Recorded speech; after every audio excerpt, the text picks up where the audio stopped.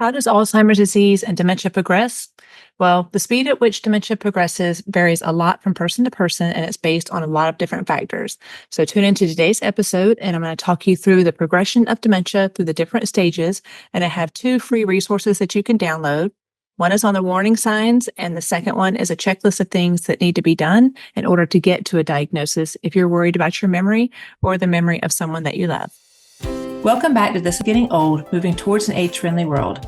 I'm Dr. Melissa Batchelor, and I am a nurse practitioner, and I wear a lot of different hats in my work, including hosting this weekly podcast to bring you news and information on aging, caring for someone living with Alzheimer's disease, and a wide range of topics that I hope will help move us towards becoming an age-friendly world.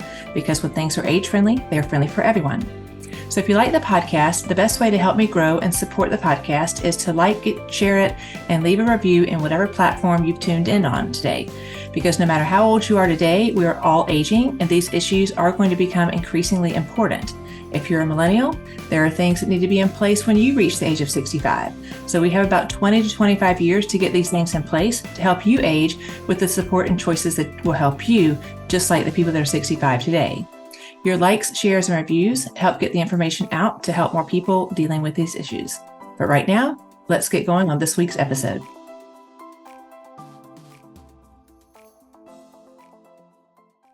Welcome to This is Getting Old, Moving Towards an Age-Friendly World. I'm Dr. Melissa Batchelor, and I'm a nurse practitioner, and have worked in geriatrics and long-term care for over 25 years. Just wanted to share a few opportunities before we get started today about how you can connect with me. The first is I've started a Facebook community, and it's named after the podcast. It's called This is Getting Old, Moving Towards an Age-Friendly World. And it's a private group where we can have discussions and you can give me feedback on different topics. And you can also become a member of my YouTube community. And when you do that, you support the podcast financially, but you also get early access to all of my upcoming episodes. And the third thing is that I'm launching a membership library called AgeWise U in March of 2024. So be sure to visit my website at melissabphd.com to join my newsletter and get updates on this as we go. I also share sneak peeks in the Facebook group and in the YouTube membership section. In today's episode, I'm going to provide some information about how Alzheimer's disease and dementias progress. And one important thing to keep in mind is once you're diagnosed, you may end up dying with dementia and not from it. And this is because of a lot of different reasons. The first is the type of dementia that you have. For example, Alzheimer's disease tends to progress more slowly than some of the other types of dementia. Your age matters. So people diagnosed over the age of 65 tend to progress more slowly than people diagnosed under the age of 65. And the other long-term health problems that you may have, like heart disease, diabetes, or high blood pressure, if they're not well managed, all those things can impact how quickly your disease progresses. And there's really no one way to be sure how quickly anybody is going to progress. And that's just because some people are going to need support very quickly and other people will not. And we still don't really have any clear indications about which way it's going to go. So there's a lot of uncertainty, but at least if you have a general idea of the different stages, you can have at least the education and awareness of what may be coming down the road. Because Alzheimer's disease is a progressive degenerative disease, but it often starts with preclinical Alzheimer's disease. And this is basically age-related memory changes. So symptoms are not typically noticeable, or at least not at a significant level. And at this point, you may not know if it's going to progress to a mild cognitive impairment, or if it's even the beginning of Alzheimer's disease. But people will report having trouble with their memory. Maybe they're forgetting the names of people they've known for a long time, or they're trying to remember where they put their keys or their wallet. But in most cases, they do remember these things later. So it's really more about age-related changes than an actual diagnosis of dementia. There may be some biomarkers that would show up, some changes in your brain that might show up on like a PET scan or like an analysis of your cerebral spinal fluid. But these are still not very fine-tuned enough to be accurate. And so that's why they're really not done typically for people having a memory problem. But with this early kind of preclinical stage, your brain is actually still able to compensate. And so you're able to function fairly normally. Over time, though, this forgetfulness may develop into a true mild cognitive impairment. And at this stage, there's much clearer evidence that you are having memory loss, and your close family and your friends may notice it, but maybe not other people that don't know you as well. You may have more trouble with focusing and thinking, but again, your brain can still compensate pretty well. Some things that may begin to happen as you might begin to get lost when you're going to a location for the first time.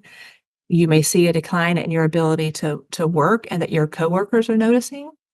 And at this point, you might be having a little bit more trouble doing your job at the level you used to be able to do it at. You may begin to forget names or lose your words, primarily nouns, and you may have trouble remembering something that you just read or remembering the names of people that you've just met. Although I have trouble sometimes remembering the names of people that I just met, so I don't have MCI. But you may lose things like jewelry or your Social Security card and not be able to find those, and then having more trouble socializing with people. At this time, a lot of people still deny that they're having memory problems, or they have more anxiety about their memory because other people are beginning to notice that they are having trouble with their memory. But the good news is everyone who develops Alzheimer's disease, you're first going to experience a mild cognitive impairment, but only 15% of those people will actually develop a dementia after 2 years, and only 1/3 are going to develop dementia within 5 years. So that means 85 to 66% of people are not going to end up going past this stage. So you can stay at this stage for many, many years. And if you actually make some lifestyle changes with what you're eating, increase your activity, make sure you're getting enough sleep and rest, and keeping any other chronic diseases managed, then you could very easily stay at MCI and never progress. If you do progress, though, the next stage is going to be mild dementia.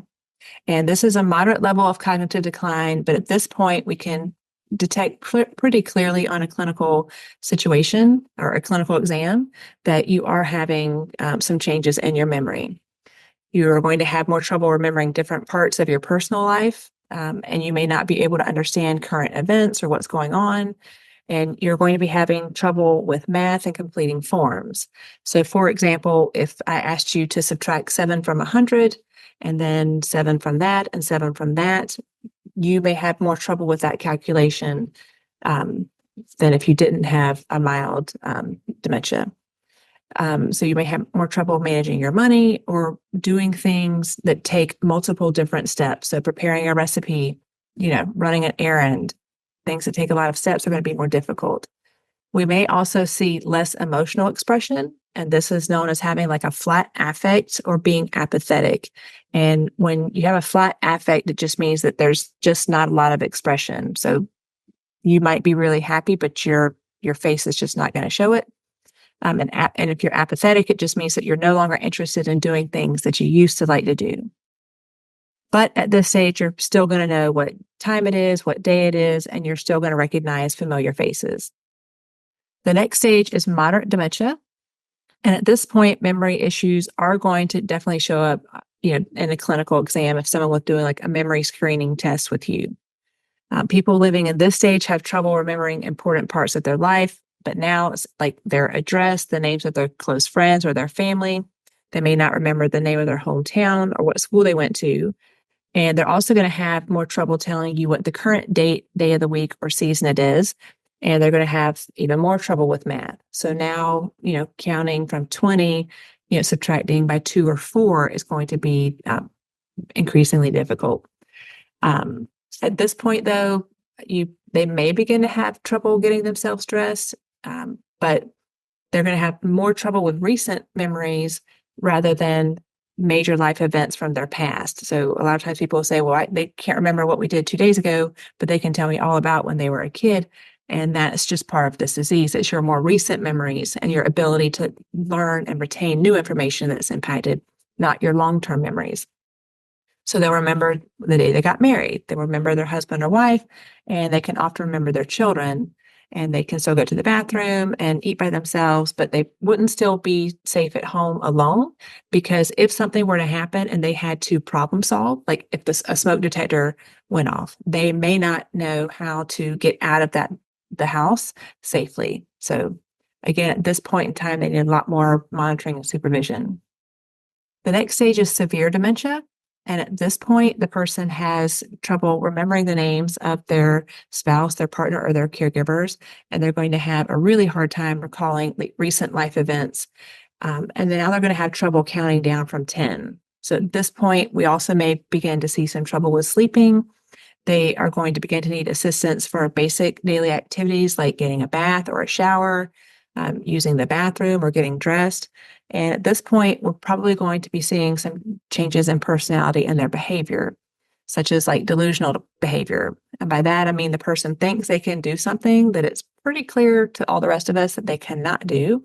And this would be like someone who's saying, I can go home and take care of myself. And they're sitting there talking to you in a wheelchair, and there's no way that they could get up and make a meal or go to the grocery store and run errands and all the things that it takes to live on your own.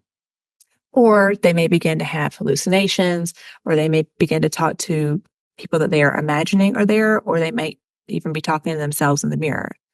They could have more obsessive symptoms like compulsively cleaning, or maybe they're fixated on checking the mail. And there's going to be a lot more anxiety, irritability, agitation. And sometimes this can lead to fighting with caregivers, particularly if the caregiver is kind of pushing their agenda. And so what we have to do as caregivers is remember that that person is doing the best that they can, and they are experiencing brain failure. And so we need to adjust our care to accommodate kind of where they are. At this stage, people are going to have, they're not going to be able to focus on anything for very long periods of time. And we're going to see a lot of difficulty with them doing their basic daily care activities like getting dressed, getting a bath, or taking a shower, and even starting to use their toilet. Using the toilet on their own could be a problem. And then the very last stage is very severe or end stage dementia. And at this point, the person has lost all of their independence. They're not really able to think. They don't have memory anymore or control over their body. And they're not going to be able to walk anymore. So they're losing the control of their arms and legs. And so they're going to need assistance with eating, bathing, and using the bathroom. They're most likely going to become incontinent, which means they can't control their bowel or their bladder. And they've now lost the ability to use and understand words. Eventually, they're going to become bedridden, and they're going to have trouble with chewing and swallowing their food. And when someone gets to this stage of dementia, when they're beginning to have, when they're bedridden and they're having trouble eating and drinking, they typically don't live longer than 6 months. If you are caring for a person in this phase and you'd like to learn more about hand feeding, because hand feeding is recommended over tube feeding, you can visit my website at melissabphd.com/NOSH, NOSH, and you can watch a 10-minute video that will talk to you about, or tell you about the sensory changes that happen and how they impact meals, and show you how to use 3 different hand feeding techniques that you can use to support that person until they pass away. So to get your free downloads, they're either in the description below, or you can go to my website at melissabphd.com and go up to the blog page and just search for the episode on how Alzheimer's disease and dementia progresses. And at the bottom of that blog, you'll see the link to the 10 warning signs and the diagnosis checklist. Don't forget to join my Facebook community. It's called This Is Getting Old, Moving Towards an Age-Friendly World. You can become a member of my YouTube community to get early access to all of my upcoming episodes. And be sure that you get signed up for my newsletter at melissabphd.com. There'll be a pop-up box that shows up. Just put your email in there, and then you can get all the latest updates about a new membership library I'm developing, and it's called Age-Wise You, where I'm taking all 170, I'm up to like 170 episodes, and I'm going to be curating them and organizing them by topic. So I hope to see you either in the Facebook group and the YouTube membership site. So just look into one of those 3 ways to connect with me, and I will see you next week.